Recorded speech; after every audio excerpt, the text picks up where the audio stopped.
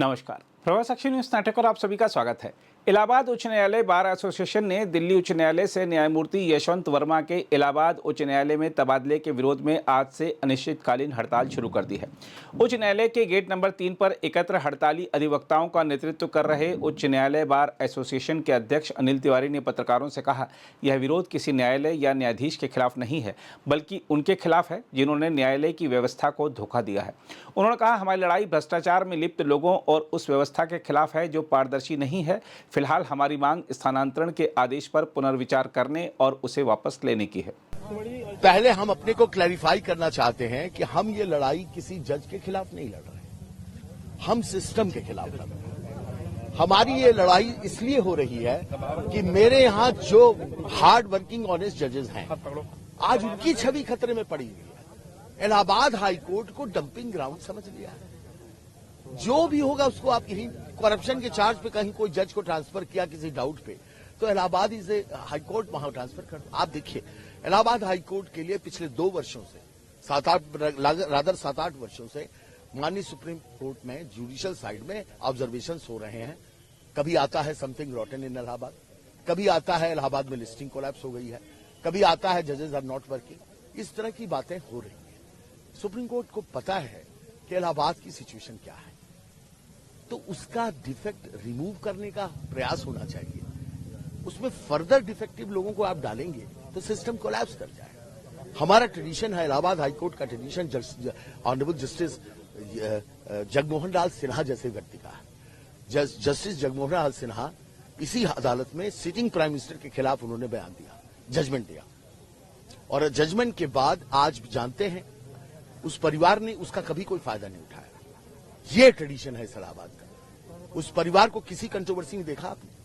कभी नहीं देखेंगे आप, क्योंकि वो एक ऐसे सिद्धांत पे चलने वाले लोग हैं जहां वो काम करते हैं, न्यायालय को मंदिर समझते हैं और पूजा समझते हैं। हमारे यहां ऐसे जजेस हैं जो आपको बता दूं, रात 10 बजे से पहले वो अपने घर नहीं जाते। वो जजमेंट डिक्टेट करते हैं, एक एक जजमेंट को चेक करते हैं, और आंख बंद करके उनके यहां जब वकील अपियर होता है, उसका केस खारिज होने के बाद वो अपने क्लाइंट से जानते हैं क्या कहता है। वो कहता है कि अगर यहां खारिज हुआ है इसका मतलब तुम्हारे केस में कुछ नहीं। ये भरोसा है हमारा न्यायालय पर। तो क्या ये लड़ाई, और आज ये एक टेंटेड आदमी को अब आप कहते हैं जस्टिस यशवंत वर्मा अभी तो प्रूव नहीं हुआ।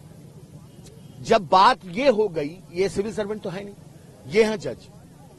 एबव सस्पिशन इनको होना चाहिए। सीजर्स वाइफ वाला नारा तो बहुत पुराना है, हमारा कहा हुआ तो है नहीं, ये तमाम सुप्रीम कोर्ट के जजमेंट में कोटेड है। केवल सस्पिशन के आधार पर इनको हटा देना चाहिए। नहीं हटा सकते, अच्छा प्रोटेक्शन जो मिलता है, अब संवैधानिक प्रोटेक्शन जो मिला हुआ है, बार बार प्रोटेक्शन की बात हो रही है, वो प्रोटेक्शन क्या है?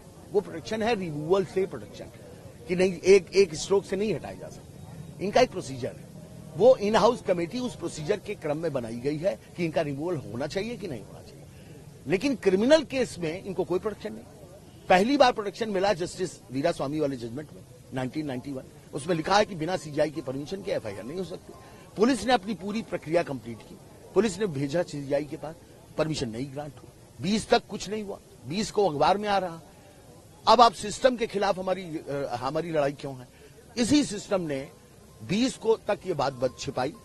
इसी सिस्टम ने 20 को हमारे रेजोल्यूशन के बाद ये कहा कि ट्रांसफर तो हुआ ही नहीं। फिर कहा कि ट्रांसफर तो हुआ है लेकिन इस मैटर से कनेक्टेड नहीं। और उसके बाद कल आप देख रहे हैं 20 तारीख की ही कोलिजियम मीटिंग के रेजोल्यूशन को कंफर्म किया है 24 को। तो आज की डेट में तो ये क्लियर है ना कि इसी कारण से ट्रांसफर हुआ। तो सिस्टम ने ये बात पहले दिन से क्यों छिपाई? ये बात काफी है सिस्टम पर भरोसा टूटने का। सेकेंड, पुलिस वहां गई, पुलिस ने किसी तरह का पंचनामा नहीं बनाया, पुलिस ने कोई जीडी एंट्री नहीं करी। क्यों नहीं की? पुलिस की गलती नहीं है, पुलिस की हिम्मत नहीं है साहब। जुडिशियल शील्ड चारों तरफ इस लेवल पे बनाई गई है कि जुडिशियल मैटर में कोई भी आदमी, कोई भी डिपार्टमेंट अपने फ्री माइंड से काम नहीं करता। अगर परमिशन इनको ग्रांट कर दी जाती है सीबीआई को और ईडी को, तो ईडी और सीबीआई पर हिंदुस्तान की आम जनता का भरोसा है, लोकल पुलिस पर नहीं। इसलिए हमारी डिमांड है कि बिना लेट किए हुए कि सारे एविडेंस डिस्ट्रॉय ना हो पाए, जो बचे खुचे हैं वो बचे हैं, एफआईआर की परमिशन दे दी जाए, इनका प्रोसिक्यूशन हो, क्योंकि जनता का विश्वास वापस पाना बहुत जरूरी है। पहले आप बिल्कुल साफ समझ लें, किसी भी मैटर के दो पार्ट होते हैं। एक होता है विभाग से उनकी नौकरी खत्म करना, और दूसरा होता है अगर क्रिमिनल अपराध है तो आपराधिक प्रक्रिया स्टार्ट करना। ये सब जगह होता है, और जजमेंट है कि दोनों एक साथ चल सकती हैं, इसमें कोई ओवरलैपिंग नहीं होती। ये जजमेंट है, सुप्रीम कोर्ट ने ही कहा। यहां केस है, जो कुछ सुप्रीम कोर्ट की कोलिजियम कर रही है, ये जस्टिस वर्मा के रिमूवल की प्रक्रिया है। रिमूवल में 3 मेंबर की कमेटी है, वो आएगी, मटेरियल आएगा, उसके बेसिस पे उनसे आगे की कार्रवाई की जाएगी। क्रिमिनल में कोई प्रोटेक्शन पूरे संविधान में कोई व्यक्ति बता दे अगर दिया गया है इनको, कोई प्रोटेक्शन जज को नहीं दिया गया। प्रेसिडेंट को दिया गया है लेकिन जज को नहीं दिया, गवर्नर्स को दिया गया है लेकिन जज को नहीं दिया गया। जज संविधान ने तो नहीं दिया। पहली बार ये प्रोटेक्शन दिया वीरा स्वामी के जजमेंट है 1991 में, एक आध उसके बाद भी रिपीट हुए हैं। उस जजमेंट में बात इतना है कि क्रिमिनल का प्रोसिक्यूशन इनिशिएट करने से पहले सीजीआई की परमिशन की जरूरत है। सीजीआई परमिशन क्यों नहीं दे रहे हैं, ये बात समझ में नहीं आ रही। यही कारण है कि पूरा सिस्टम जो है, पूरा जो एडमिनिस्ट्रेशन सिस्टम है वो कटघरे में खड़ा हो गया। चीज और है कि आप कह रहे हैं कि सारे इनके फैसले का रिव्यू करना, वो इसलिए किया जाना चाहिए कि ये हम नहीं कह रहे हैं, ये पान की दुकान पे खड़ा हुआ एक सामान्य नागरिक कह रहा। आप जरा गांव में, आज तो मीडिया में है, आप बिना मीडिया का चेहरा लिए हुए जरा सड़क के किसी कोने में, किसी जगह, किसी दुकानदार, किसी जो कभी मुकदमा लड़ा हो, आप पूछिए जरा उससे। वो ये कह रहा है कि यार एक बात बताइए, वकील को अब पैसा देने की क्या जरूरत है जब जजेस साहब को दिया जा सकता है। ये लैंग्वेज है उसकी। क्या विश्वास जानते हैं किस लेवल पे टूटा है, किस लेवल पे भरोसा टूट गया। न्यायपालिका की टर्निंग पॉइंट ये माना न्यायपालिका की बात ही नहीं कर रहा हूं, सिस्टम की बात कर रहा हूं, एडमिनिस्ट्रेशन की बात कर रहा हूं। न्यायपालिका न होती तो हिंदुस्तान नहीं होता।